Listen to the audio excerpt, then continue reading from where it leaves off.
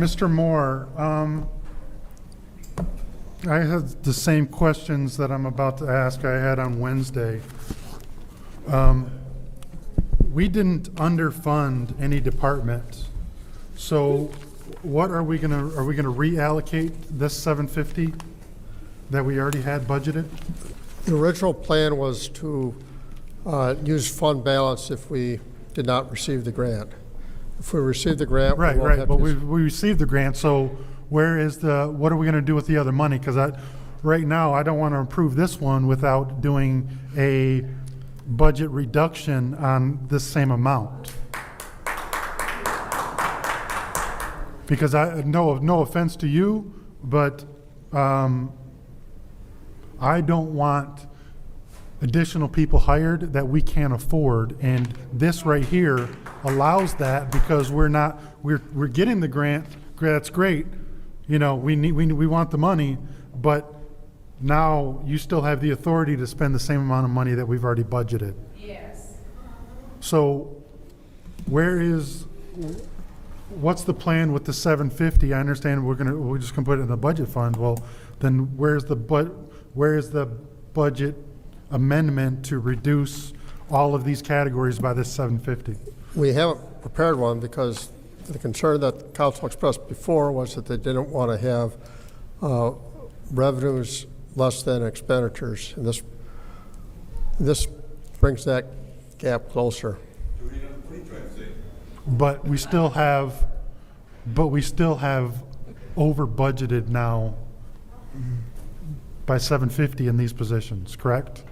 We've already budgeted for the complete salary, not knowing we're going to get this. We got this, so where's the budget amendment to reduce these departments by this dollar amount? We haven't prepared one because we assumed that you'd want to reduce the gap between the revenues and expenditures. But we do that, and then it never comes before us, and then the administration hires 12 people, and then we can't afford them, and then,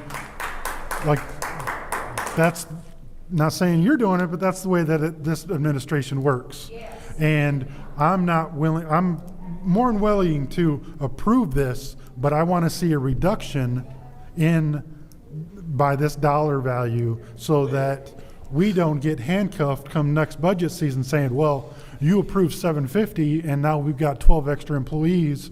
Now we got to raise our budget by this amount of money next year.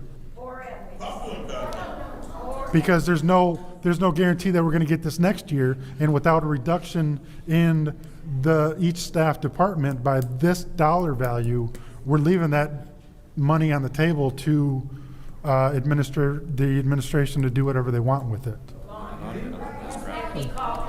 So a lot of these positions are grant funded. But so they're already budgeted, sir. But the grants have specific usage for those funding, so it's not like we can.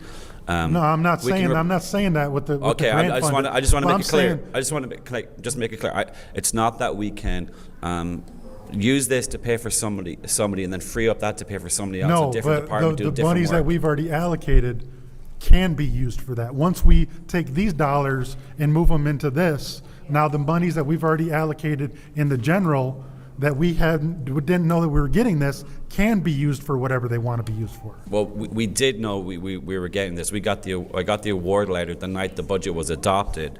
I brought the award letter to you guys to show you that. Yeah, but we didn't reduce the budget by this amount in these departments. The budget that you adopted was actually the 2025 budget. Right. Which we didn't reduce any of these departments. Thank you. Is there anyone else who wishes to speak in the first round of discussion? Councilman in the 9th Ward. Thank you. Through you to those at the podium. Can this grant here, is it allowing for us to be able to fund new positions? The positions that you see that you have in front of you are the positions that it funds. Okay. Are all There's of these? two of those are currently vacant. Which two are vacant? The Community and Business Services Director, the Director of the CBS Department, and the grants management officer. There are 2 current vacant positions. So grants manager officer. Grants management officer and the first one on your sheet. Okay. Are those new positions? No, one of them was Miss Doerr's position. Okay. And the other one was my old position. Okay. Now,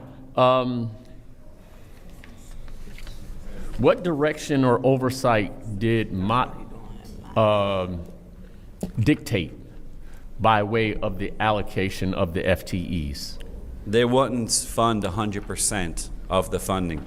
So we knew what other percentages were been funding the positions out of other grants, and we knew where the gap was, and that they would fit that gap to help us. So we determined what percentage of FTE for these persons short of 100%. Based on what we currently had available in grants that were paying the position, we told them that this is where the gap was at, because this is a financial recovery grant where they hit in and hit the gap, but they were never going to fund any of them at 100%. Right. Well, what I'm trying to understand is, for example, the Community and Business Services Director. Someone in the city, whoever was giving oversight for this, determined the 0.32 FTE. It wasn't that Mott said, this is the amount of FTE for this position. No, it was basically we knew what was currently available, and then there was a gap of 0.32. So we determined it. We showed them the proof. We give them the evidence in the reporting. We have the back and forth conversation with them. This is not an overnight thing. This takes months of discussions with them to get to this point where they actually agree upon, okay, we'll do this part. And then we follow up with the reporting. So when we report to them, we don't report on the 750, we report on the 100% for every position. Okay. Can you help me understand what professional services looks like? Yes. What exactly is that? So we have our Community and Business Services Department that utilizes, let me just bring it up here because I have my notes. As needs come up, looking at code development enforcement, master planning, site plan review, land division administration, capital improvement, architects. We have a bunch of needs that that specific department utilize professional services for.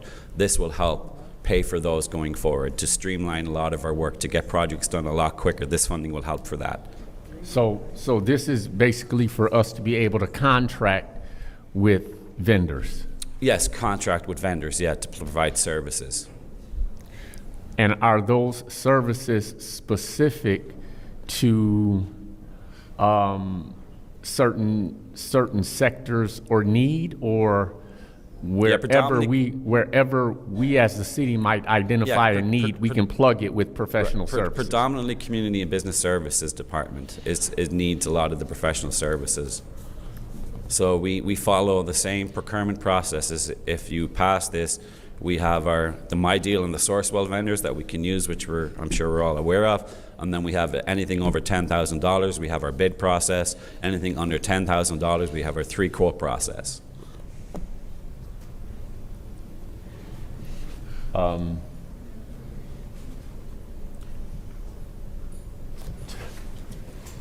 Okay, I yield at this time.